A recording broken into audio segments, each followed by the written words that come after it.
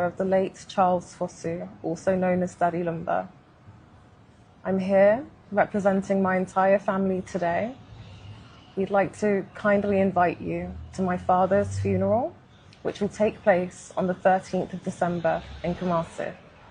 We wish all well-wishers and mourners to join us to celebrate his life. Thank you.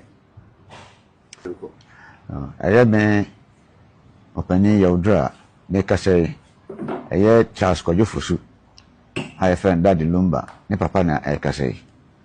And rain, me dinkada, adofunu yina se, emra ufimo na ochi dano, adofo amoba ebejam ye mbebua ye yina, me damu yina se, ebani shab, dembo shri wo ye hu yina, ye damu ase.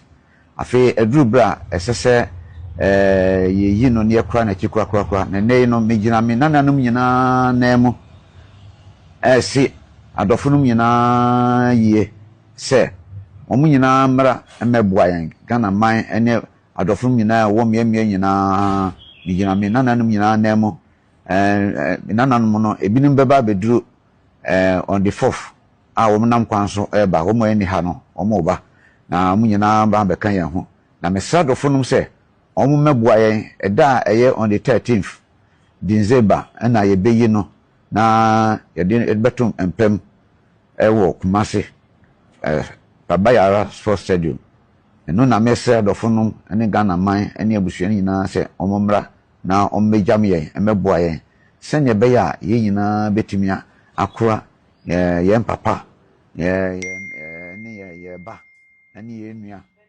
Daddy Lumba fe ewo sa eda eye on the 13th December memenda ewo Kumasi